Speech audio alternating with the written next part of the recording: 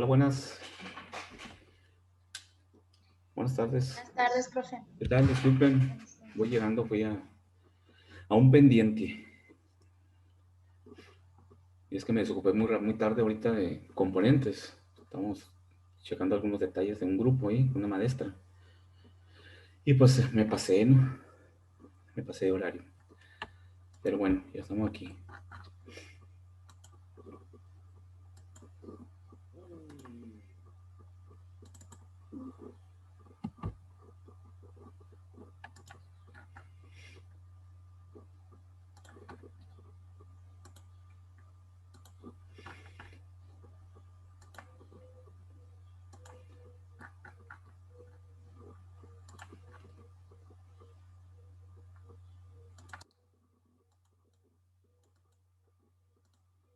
Veintiocho.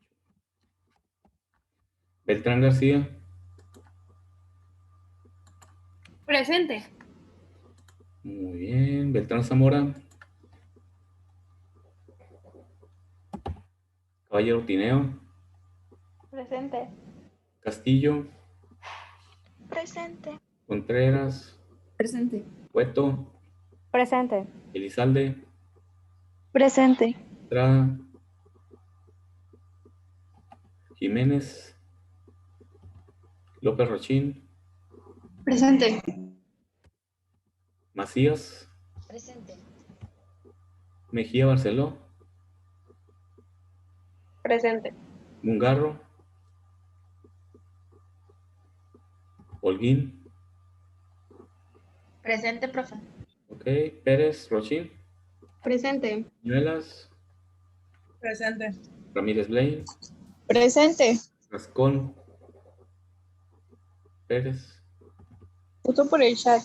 Ah, muy bien. Kiwis. Perdón, Romero Kiwis. Romero Nevares. Romero Bueno. Bueno, Romero Nevares. ¿No está Itzel? Sí, aquí estoy. Ah, ¿qué tal, Itzel? Ah, sentiste extraño porque te brinqué, ¿verdad? Primero, Sí. Romero Kiwis. Sí, me imaginé. ¿No está María Isabel? Rosas Domínguez. Presente. Luis Martínez. Valder Rodríguez. Presente. Valenzuela Clark. Presente. Valenzuela Jocobi. Presente. Villares Navarrete. Presente. Y Villegas Franco. Presente. Muy bien. Profe, ¿me pone asistencia? Soy Beltrán. Claro. Gracias. Ok. Beltrán. Ashley.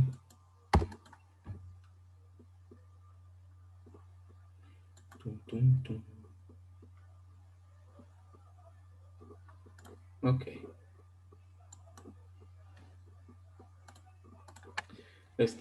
Como comercial antes de empezar, ya estamos programando verano.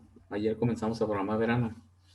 Entonces, si tienen algún grupo, alguna materia, perdón, que tengan atrasada por ahí y que deseen cursar en verano, pues háganmelo saber para considerarlo y programar esos grupos, ¿no?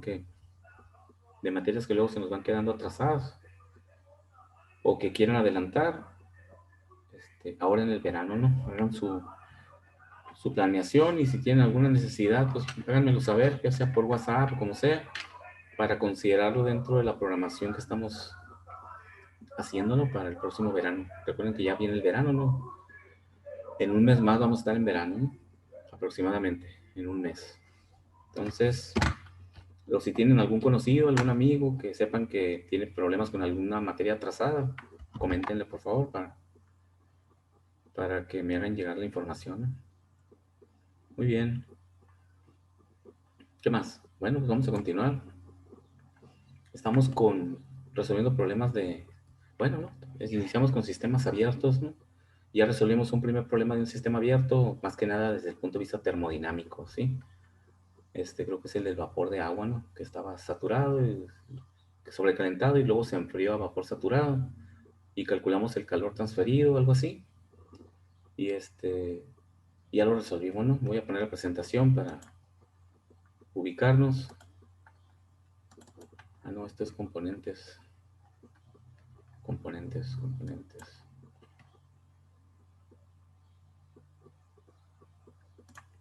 Vamos a ver entonces.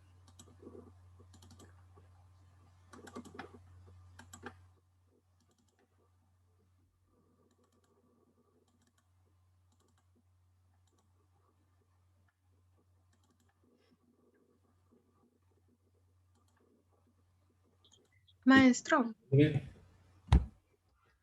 ¿Sí?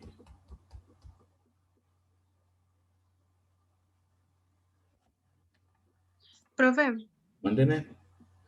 mm, Geraldine. ¿podría al final explicarme el segundo problema de la tarea? Es que no entiendo por qué nos pide que calculemos la entalpía usando mm, algunas tablas así. Lo vemos ahorita al final de la tarea, de esta última tarea de sistemas cerrados. Sí, Sí, ¿verdad? La de sistemas cerrados, ¿no? ajá. Ok. No sé si la imprimí, si no, ahorita abro el archivo, ¿no?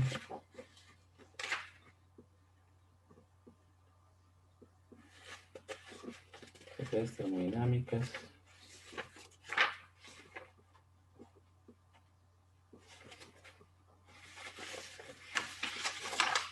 Ujú. Sí, abro el archivo ahorita. Y una vez lo imprimo. Ok, entonces, bueno, vamos a abrir ahora sí la presentación. Ah, les comentaba, ¿no? También el próximo semestre, según la reunión que tuvimos ayer, para las programaciones, el próximo semestre ya se está contemplando la posibilidad de regresar híbridos a ITESCA, ¿no? ¿Qué significa eso? De que los grupos que lleven laboratorios, las clases que lleven talleres o, por ejemplo, dibujo, ¿no? Dibujo de primer semestre que requiere la computadora y el sistema del ARGIS, ese que usan para dibujo. Esos grupos estaríamos programando los presenciales para grupos pequeños, este, para que puedan ir a ITESCA mediante todas las condiciones sanitarias. Y las materias que son complejas, por ejemplo, de cálculos, ¿no? Complicadas, de ciencias de ingeniería o ingeniería aplicada, también se va a buscar programar grupos pequeños, que como le comentaba yo ayer al subdirector, pues no hay problema con ITESCA, con ambiental, porque somos grupos pequeños, pues. Nuestras aulas son de 40 alumnos, entonces, y nuestros grupos son de 20, por ejemplo, pues podemos meter el 50%, ¿no? Uno sí, uno no, bien distribuido dentro de las aulas, para las materias que sean materias complejas de estar impartiendo a distancia. Y se quedarían virtuales aquellas materias 100% teóricas, ¿sí? Que no requieren mucho la presencialidad, sino que se puede estudiar a distancia, pues, pura teoría o cuestiones muy fundamentales. Esas sí seguirían siendo virtuales, ¿no? Para que no haya tantos alumnos en ITESCA, ¿no? Se busca también eso, de que no tengamos todo el alumnado en ITESCA al mismo tiempo.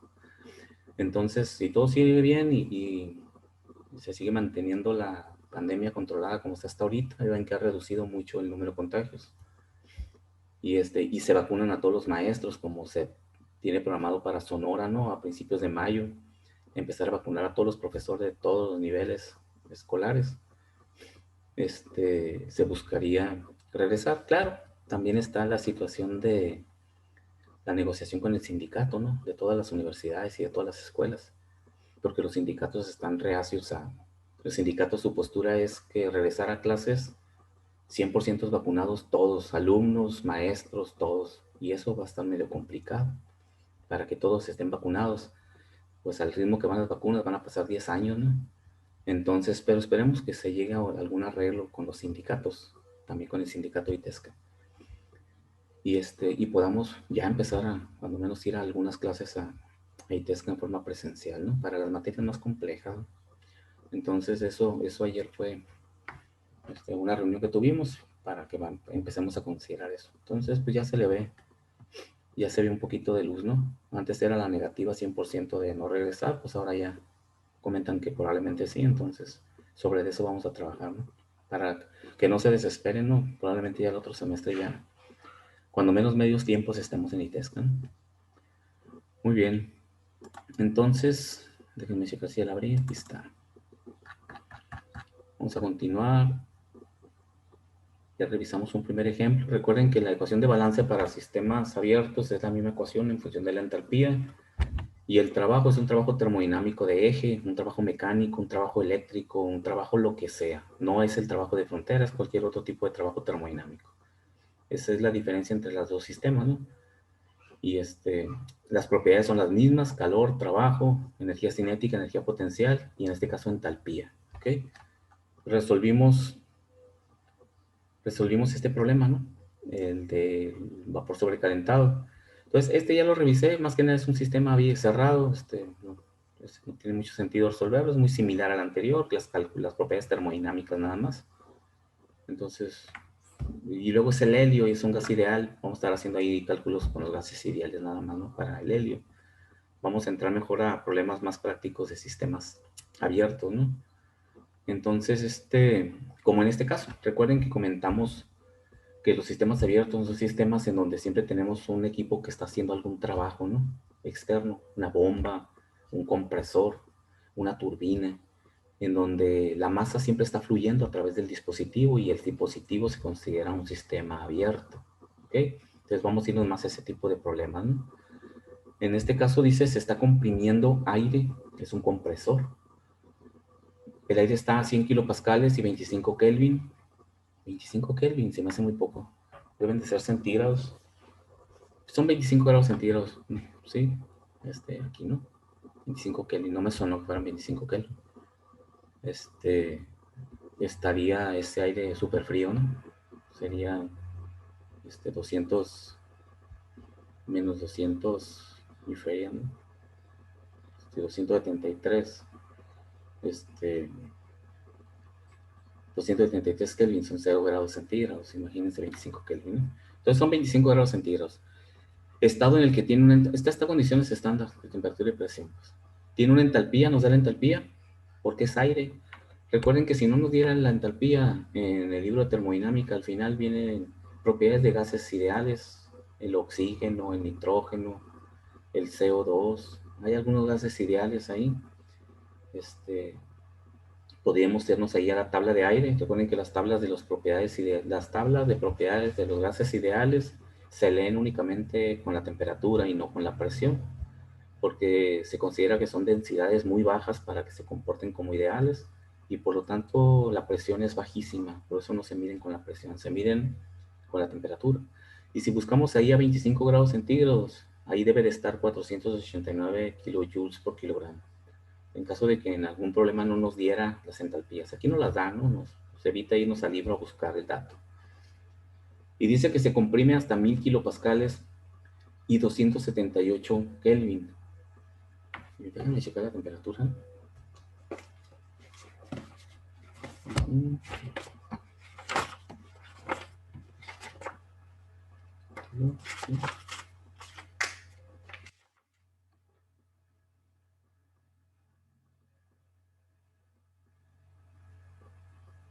Ok, sí. Lo que pasa es que aquí es 255 Kelvin, no era 25 grados centígrados, ¿no? Ahí sí está más normal, ¿no? 255 Kelvin, faltó un 5 aquí, hasta 278 Kelvin. Esos sí son números razonables, ¿no? 255 Kelvin y 278. Un poquito, pues el aire está frío, ¿no? Está frío, pero normal. Estado en el que tiene una entalpía de 509, nos vuelve a dar la entalpía en el estado final. La velocidad del aire de salida del compresor es 60 metros por segundo. Nos da esa velocidad lineal que nos puede ayudar para calcular un flujo másico o un flujo volumétrico.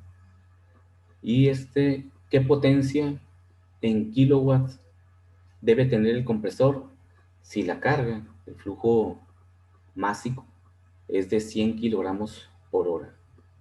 Entonces, vamos a resolverlo aplicando es un sistema abierto, inmediatamente nos damos cuenta, es un compresor, está jalando aire de la atmósfera y lo está metiendo un tanque, lo está comprimiendo, entonces es un sistema abierto, ¿no? Nos da las condiciones de temperatura y presión iniciales y finales, las entalpías también, y nos da la velocidad lineal del fluido y el flujo másico. Sabemos muy bien que con el flujo másico y la velocidad lineal, pues podemos calcular un flujo volumétrico, ¿no? En caso de que lo necesitemos. Para algo nos lo está dando. Entonces, ¿qué tenemos que hacer primeramente? Pues establecer un pequeño diagrama de proceso del compresor, condiciones iniciales, condiciones finales, establecer la ecuación de balance para sistemas abiertos, donde podemos conceptualizarlo muy rápidamente. Nos da una velocidad, por lo tanto la energía cinética la podemos calcular. ¿Okay? Más que nada para eso nos da la velocidad en este caso, ¿no?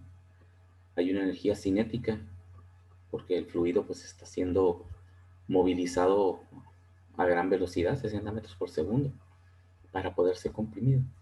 Entonces vamos a calcular la energía cinética, si la podemos calcular. Energía potencial no, es un compresor, un tamaño relativamente muy pequeño. La energía potencial está presente, pero es muy pequeñita.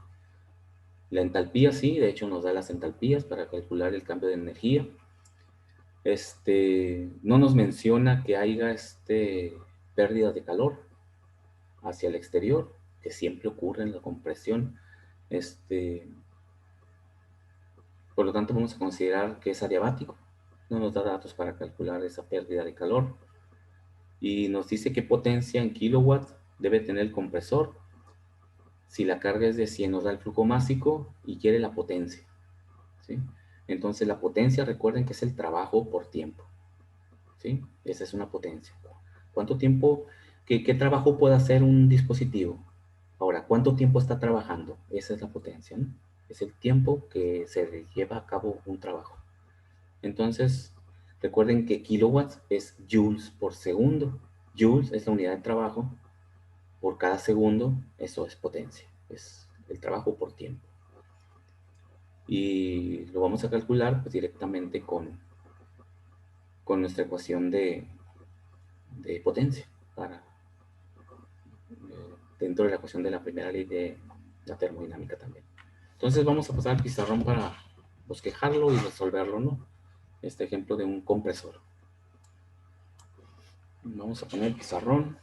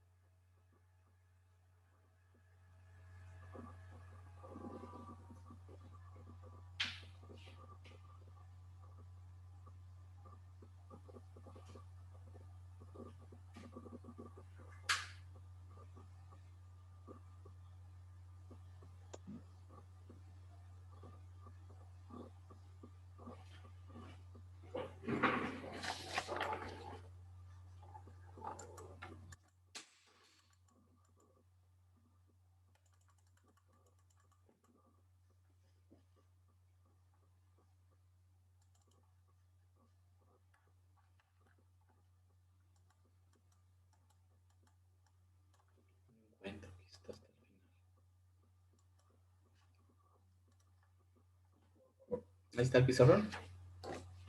¿Sí o sí? Sí, profe. Muy bien.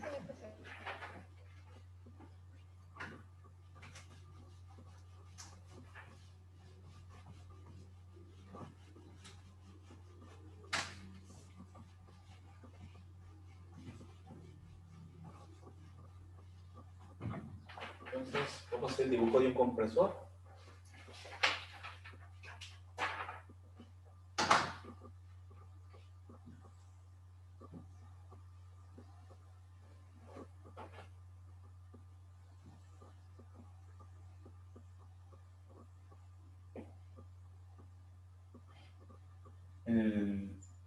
La entrada y la salida.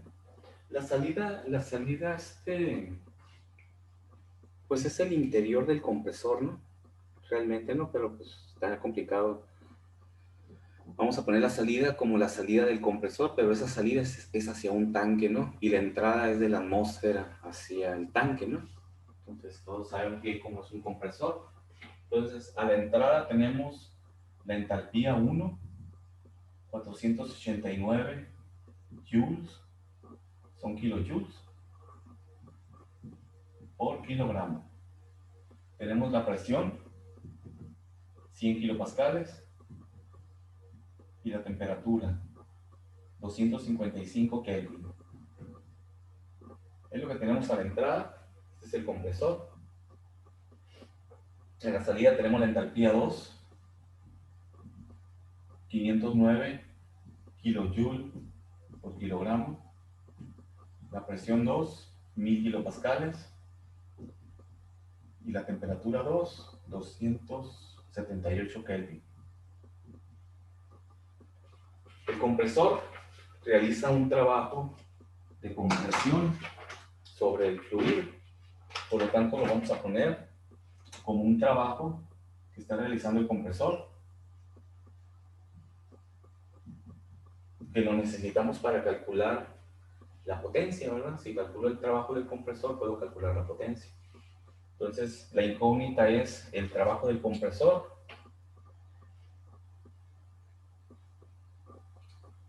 Muy bien, entonces nos da el flujo másico también, ¿verdad? 100 kilogramos por hora de aire.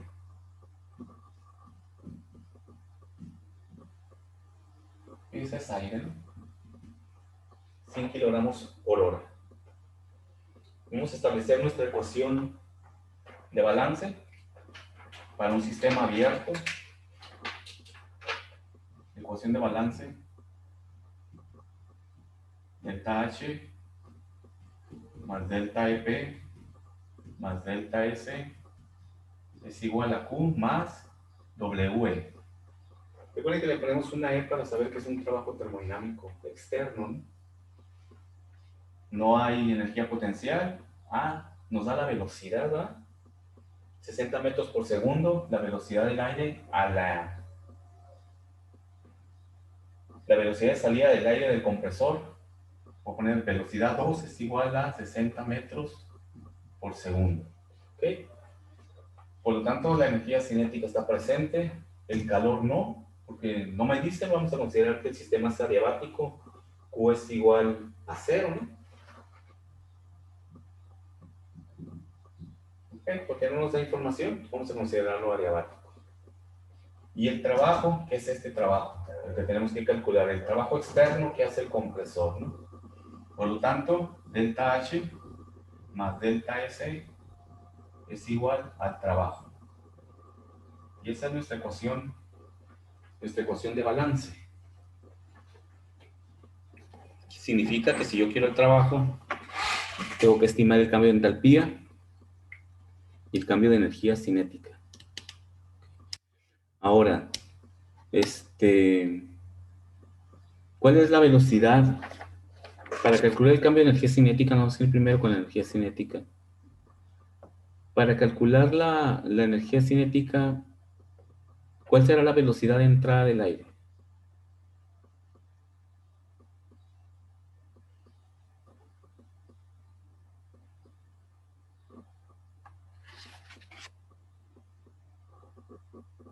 ¿Cuál será?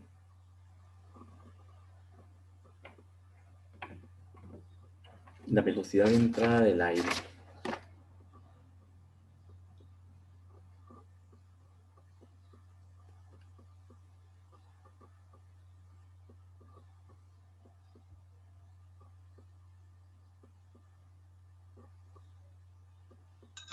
No corresponde al volumen específico, profe. No, el volumen es diferente de la velocidad lineal. La velocidad lineal del aire. Una vez que pasa por el compresor le da una velocidad de 60 metros por segundo. Pero cuando el aire entra al compresor, ¿qué velocidad tiene? ¿De dónde está jalando el aire? ¿De dónde jala el aire en un compresor?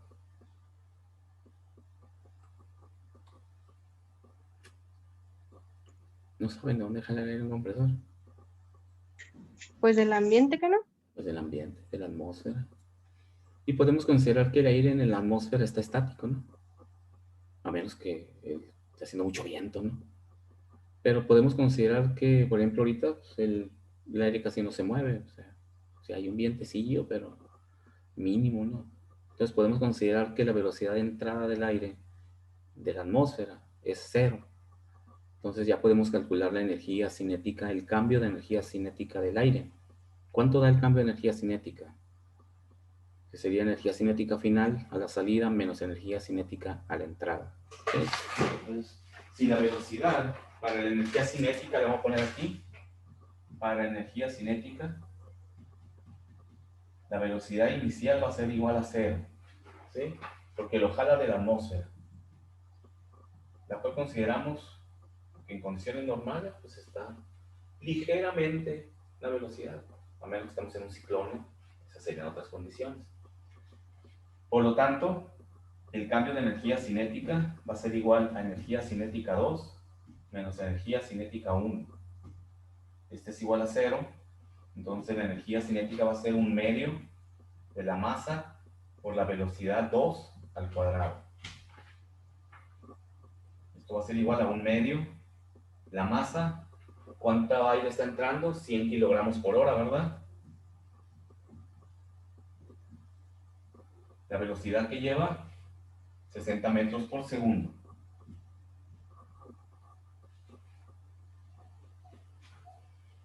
¿Okay?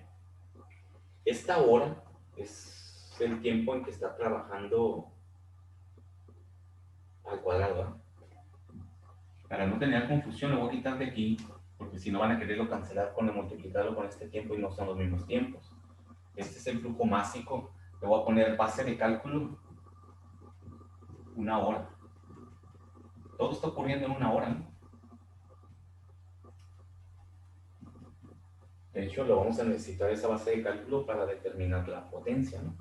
¿Cuánto tiempo estamos pensando que trabaja ese compresor? 1 hora para calcular el trabajo, para calcular la potencia. Entonces, mi base de cálculo va a ser 1 hora, porque me dice que es 100 kilogramos por hora. 1 hora. ¿Ok? Entonces, lo voy a quitar de aquí, voy a dejar la pura masa, kilogramos. Esto, elevado al cuadrado, ¿nos va a dar qué?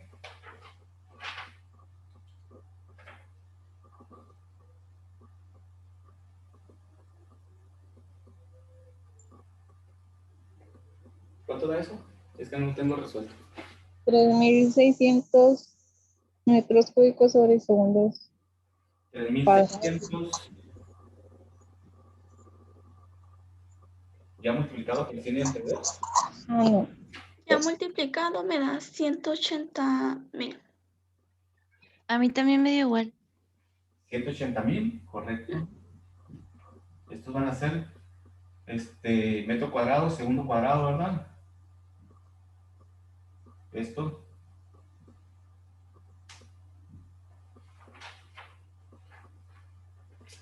Por kilogramo, ¿no?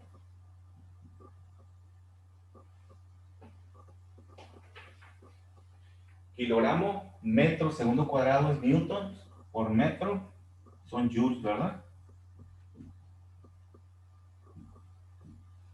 ¿Sí? ¿No se pierden con las unidades ahí?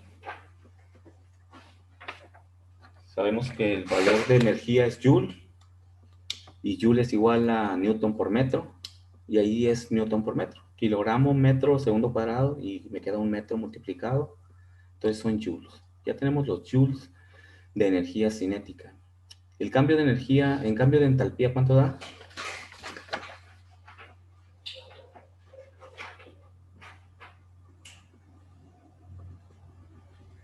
Para el cambio de entalpía.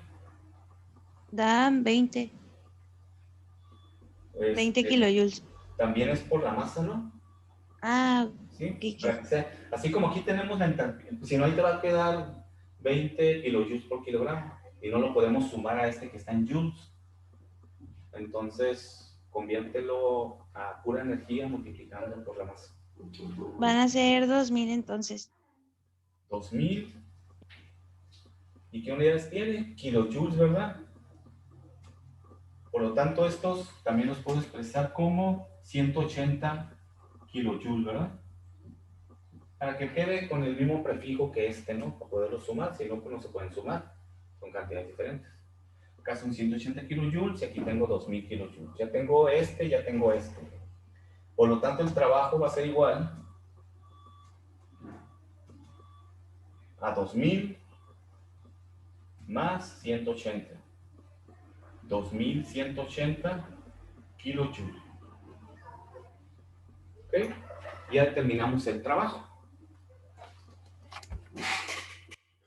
2180 kilojoules. ¿Qué nos falta hacer entonces? Pues nos falta convertirlo a potencia. ¿Sí? Chequen que en este problema, temperaturas y presiones no son relevantes para el cálculo, ¿sí? O sea, hay que tener... No toda la información que viene en un problema se requiere para calcular un problema. Así como muchos problemas les falta información que se requiere para calcular el problema y esa información hay que detectarla que la necesitamos y la tenemos que buscar en otras fuentes, ¿no? Así son estos problemas, ¿no? Toda la información es necesaria porque muchas veces creemos que estamos mal porque no estamos utilizando alguna información. Y no, la temperatura más que nada me serviría para calcular la entalpía, pero la da el problema, pues. ¿Ya? Entonces, la presión, pues al menos que quisiéramos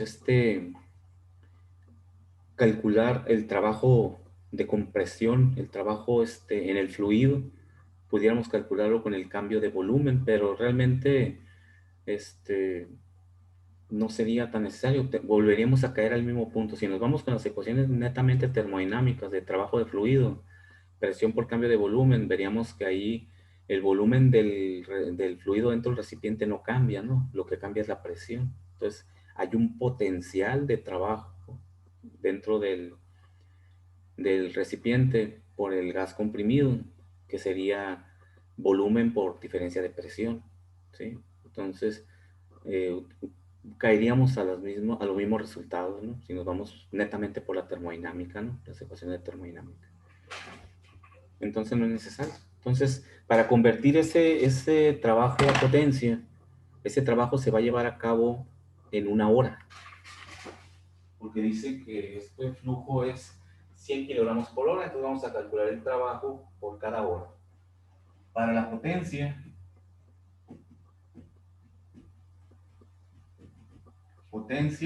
es igual a trabajo por tiempo. ¿Sí? Este trabajo son 2180 kilojoules. ¿En cuánto tiempo? En 1 hora. Entre 1 hora, pues. ¿Sí? Ese es el trabajo en 1 hora. ¿Ok? Pero el trabajo se escribe en watts, que son joules por segundo. Por lo tanto, voy a convertir esta hora a segundos. 3600 segundos es 1 hora.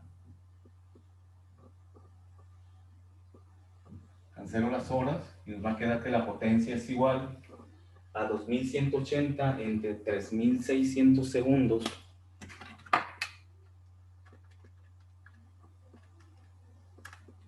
.6055. Sí, correcto. .61, redondeando. Kilojoules sobre segundo, kilowatt. Lo que es lo mismo decir 610 watts de potencia. Soy yo como estación de radio, 600 watts de potencia.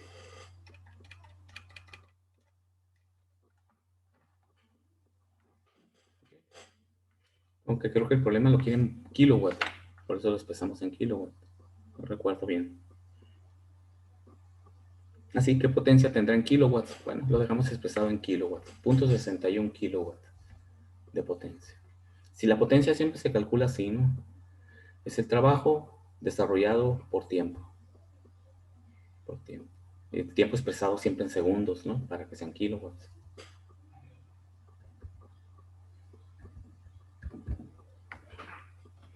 Muy bien, ¿alguna pregunta, alguna duda?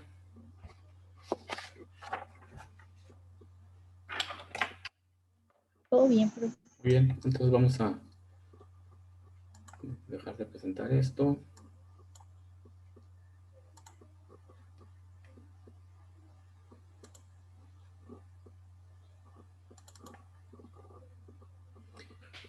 Tenemos otro problema muy similar. Bueno, de sistema abierto, ¿no? Chequen cómo los sistemas abiertos siempre el fluido está haciendo algo, ¿no? Dentro de mi proceso, ¿no? Está fluyendo. Se bombea agua, dice, desde el fondo de un pozo de 15 pies de profundidad. Dice que es un pozo y tiene 15 pies de profundidad. Pues, claro, sabemos que hay una tubería del nivel del suelo donde debe estar alguna bomba hasta el fondo. Se llama espejo del agua, ¿no?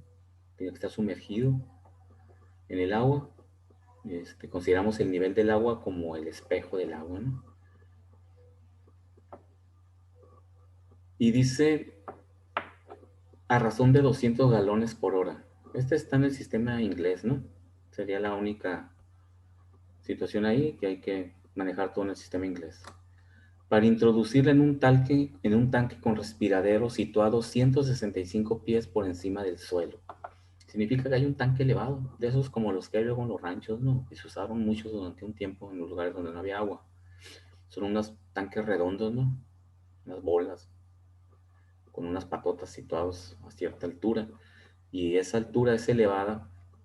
Lo hacen así porque succionan el agua del subsuelo para llenar el tanque, pero el agua la entregan a la población por gravedad. Entonces, el agua está saliendo por la fuerza gravitacional y de esta forma llega a las casas, ¿no? Porque es muy complicado bombear el agua hacia las casas, sobre todo por la cuestión de la mecánica de fluidos, ¿no? Imagínate, o imagínense tener una bomba y que esa bomba distribuya la presión en forma adecuada a un montón de tuberías pequeñas, una en cada casa. Es algo complejo, ¿sí? Recuerden que la mecánica de fluidos nos dice que pues va cayendo la presión a lo largo de la transferencia o de la distribución del fluido. Entonces a uno les llegaría mucha potencia, mucho flujo, mucha presión, y a otros les llegaría bien poquita presión. Unas tuberías iban a romper y las otras pues no les iba a llegar el agua. Es complejo. Por lo tanto se prefiere mejor manejar la gravedad para la entrega del agua, ¿no? Por esa razón se bombea hacia un tanque elevado. Y está elevado, son 165 pies. Un metro tiene 3.2 pies, ¿verdad? 165 entre 3.2. Está a 50 metros de altura el tanque. Bastante elevado para que haya buena presión, ¿verdad? Al momento de entregar el agua. Entonces dice, por encima del suelo con el objeto de mantener constante el nivel del agua. Quiere decir que está entregando agua, ¿no? Y siempre está bombeando hacia arriba para que siempre haya agua en el tanque. Y siempre se maneja cierta altura, cierto nivel. Eso es importante para tener los límites, ¿no? A los cuales vamos a medir la energía potencial. Este problema inmediatamente me dice que de mi ecuación de energía, la energía potencial está presente. Aquí no la vamos a poder despreciar porque mi sistema es desde el fondo del pozo hasta la parte alta del agua en el tanque elevado. Esa es la altura total de mi sistema de flujo. Por lo tanto, la energía potencial es importante. ¿Okay? Dice, para impedir que el agua se congele, un pequeño calentador introduce 30.000 BTUs por hora en el agua. Hay una resistencia eléctrica a la salida del pozo, en el cual se está introduciendo calor al agua para que no se congele, porque si no, cuando entre a la bomba, tronaría la bomba. ¿Sí? En los lugares donde hace mucho frío, se calienta el agua porque viene muy fría y antes de entrar a la bomba. De esta forma la bomba no se daña y puede bombear el líquido. No puede bombear un sólido de la bomba, ¿no? Tiene que bombear un líquido. Entonces dice que se introducen 30.000 BTUs por hora con una resistencia eléctrica. Y tenemos un calor que está entrando a mi flujo, ¿no? A mi fluido. Se pierde calor, igual se pierde calor, como estamos calentando el fluido. Una vez que ya pasó por la bomba a cierta temperatura, porque se calentó con la resistencia, cuando suba hasta la parte alta del tanque de almacenamiento, va a perder calor forzosamente, porque las tuberías no son aisladas, ¿no? No es de interés que sean aisladas. No nos interesa conservar el calor, para nada, ¿no? Estamos bombeando agua simplemente. Entonces se va a perder calor al entorno a través de las paredes de la tubería, y dice que se pierden 25.000 BTUs por hora. De los 30.000 que entrega para calentarlo, se pierden 25.000. Lo cual significa que ahí el calor real que se está introduciendo a mi flujo son 5.000 BTUs. ¿Sí? Entonces, tenemos que hacer la resta ahí. ¿Cuánto calor se está quedando realmente dentro de mi fluido? 5000 BTUs. Y luego pregunta, ¿qué temperatura tiene el agua al ingresar en el tanque de almacenamiento? La temperatura final que tiene el fluido cuando llegó al tanque de almacenamiento. Si el agua que está en el pozo está a 35 grados Fahrenheit, está bien fría, ¿no? 35 grados Fahrenheit. 77 grados Fahrenheit es temperatura estándar. Quiere decir que está como a 10 grados centígrados el agua y se puede hacer la conversión. Se usa una bomba, dice, de 2 caballos de fuerza para subir el agua, ¿sí? Esa es la potencia de la bomba en este caso. Recuerden que en la ecuación de energía está el trabajo termodinámico y ese trabajo termodinámico también es la potencia. Entonces nos está dando la potencia de la bomba. Quiere decir que podemos meter en nuestra ecuación el trabajo, ¿no? El trabajo termodinámico de la bomba, que es esa potencia. Nada más hay que convertirlo a trabajo. Dice cerca del 55% del caballaje especificado, casi la mitad de esos 2 caballos, casi un HP, se invierte en el trabajo de bombear. Y la otra capacidad de la bomba, la otra parte del caballaje, es decir, la mitad del trabajo, se disipa como calor en la atmósfera. Eso también es algo que ya conocemos. No podemos convertir toda la energía en trabajo de acuerdo a la segunda ley de la termodinámica. Entonces, esta bomba, aunque tenga una capacidad de trabajo de 2 caballos de fuerza, casi la mitad de esa capacidad, casi la mitad de esa energía, no se convierte en trabajo para mover el fluido, sino que se convierte en calor. Recuerden que la entropía es la pérdida de energía en forma de calor hacia el medio ambiente. No lo podemos evitar, ¿sí? Forma parte de las leyes universales, ¿no?, que rigen el universo. Es imposible convertir toda la energía en trabajo. No hay sistemas completamente aislados. Siempre se pierde calor. Y esa es la entropía, es el calor perdido a una determinada temperatura. Entonces, podemos calcular el trabajo, multiplicando esos 2 HP por 0.55, tenemos el trabajo real, que está en mi ecuación de balance, W. Tenemos el calor, que es la resta entre los 2 calores, nos van a quedar 5000 BTUs. Y podemos calcular la energía cinética. La energía cinética no nos da datos para calcular la velocidad. La energía cinética la vamos a despreciar, pero sí vamos a calcular la energía potencial con la altura total entre el fondo del pozo y la altura del tanque elevado, la suma de las 2 alturas, ¿no? 15 pies más 165 pies son 180 pies totales que se va a mover el fluido desde el fondo hasta la parte alta. Podemos calcular esa energía potencial, ¿sí? Y con la temperatura que nos da de inicio, nos pide la temperatura final. Entonces vamos a calcular, es agua, ¿verdad? Es agua con la ecuación de delta H es igual a MCP delta T. Con esa podemos calcular la temperatura final. En otras palabras, necesitamos la entalpía en el fluido arriba. Y si determinamos la entalpía, nos podemos ir a una tabla termodinámica de agua y también leer ahí la temperatura a la cual se encuentra. Si se nos complica por ese lado, podemos hacerlo con la ecuación de delta H es igual a MCP, nada más que ahí necesitamos la capacidad calorífica del agua, para de ahí despejar la temperatura 2. Tenemos esas 2 opciones, vamos a resolverlo por el camino que sea más simple, ¿no? Entonces, si quieren irlo adelantando, lo pueden ir planteando y pueden ir calculando el trabajo, calculando la energía potencial, así como lo hicimos ahorita. Se calculan las energías por separado y ya después se sustituyen en la ecuación de balance. ¿Okay? Y lo concluimos el próximo viernes. Concluimos el problema. Ok, muy bien, jóvenes. Si no hay ninguna pregunta, nos vemos el próximo. Pero quien quería checar lo del problema ese de la tarea, ¿no? Déjenme, abro la tarea entonces para ver cuál es. De una vez la voy a imprimir para tenerla en la mano. Entonces, vamos a ver la tarea. Balance de energía, tareas. Son actividades. Actividades es la actividad balance de energía en sistema cerrado. Es la actividad 6. Sí. Entonces es la de energía interna y entalpía. Porque Sí. entonces es la anterior a la que acabo de subir, ¿no? Energía interna y entalpía. Voy a abrirla esa entonces. Porque ya subí una que es sistema cerrado, ¿no? Que es el tema que ya agotamos. Ahorita estamos en sistemas abiertos. Entonces es la actividad 6. Muy bien. Esta, bueno, déjala presento, ¿no? Para que todos la veamos. ¿Dónde está? Aquí está. Es este. Determine el cambio de entalpía para 1 kilogramo de nitrógeno, que se calienta de 300 a 1200 Kelvin, al usar tablas del gas. ¿Okay?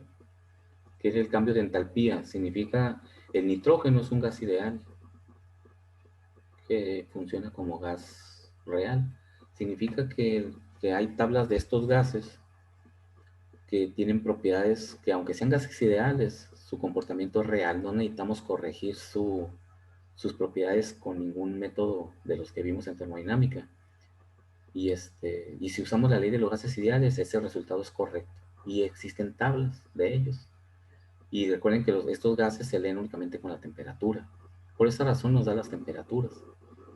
Entonces quiere decir que hay que irnos al Yunus para el inciso A, nitrógeno como gas ideal, y leer la entalpía a 300 y a 1200 Kelvin y hacer el gradiente de temperatura, de entalpía para determinar el cambio de entalpía.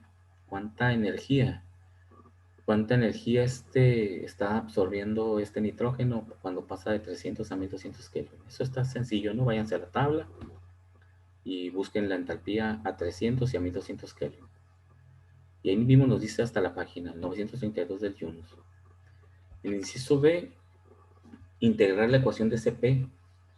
En la página 907 del Yunus dice capacidad calorífica para diferentes gases en función de la temperatura, que es lo que hicimos en el problema que resolvimos aquí en clase de la capacidad calorífica. Recuerdan que integramos en la mezcla de oxígeno y nitrógeno, creo.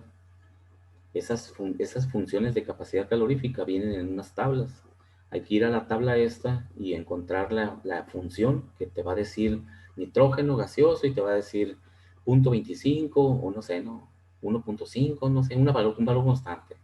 Más 0.26t menos 0.57t cuadrada. Es una ecuación de ese tipo, ¿no? Entonces hay que integrar esa ecuación para las temperaturas entre 300 y 1200 Kelvin. Entonces vas a expresar la ecuación. La capacidad calorífica es igual a la integración, ¿verdad? O sea, el delta H, ¿sí? El cambio de energía es igual a la integral de Cp entre 300 y 1200 Kelvin.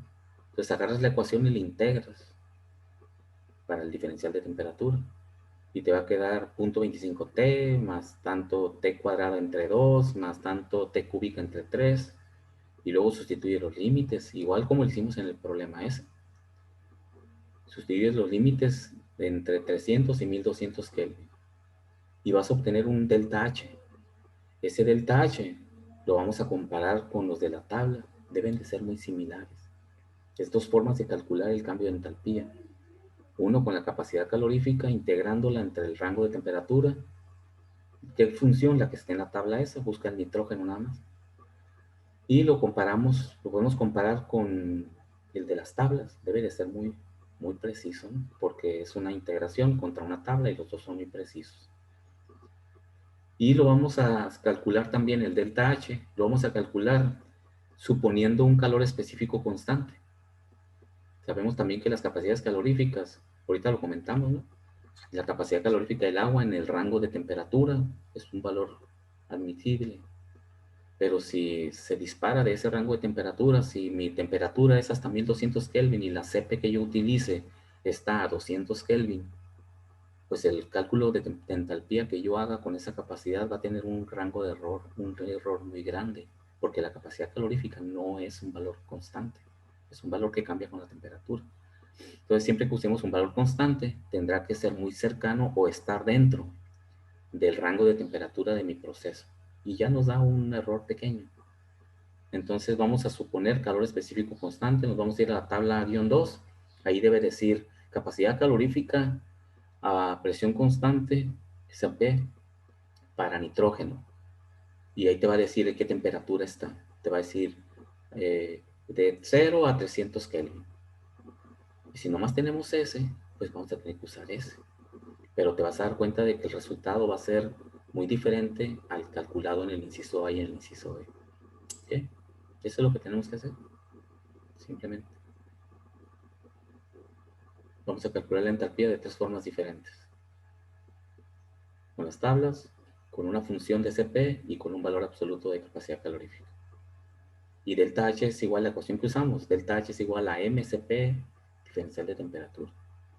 Recuerden que esa es la ecuación termodinámica de entalpía para un proceso a presión constante. Que eso también es igual al calor en caso de que no haya trabajo, ¿no? En este caso es la entalpía, es igual al calor. No hay trabajo, de hecho. Entonces el calor es igual al cambio de entalpía. ¿Sí? ¿Ya se resolvió la duda ahí? Sí, profe, gracias. Calcúlenlo así y ya vemos por cuánto les da. ¿Ok? Muy bien, entonces vámonos. Nos vemos la próxima clase. Gracias, profe. De nada, hasta luego. Bye. Profe, hasta el viernes. Hasta el viernes, cuídense.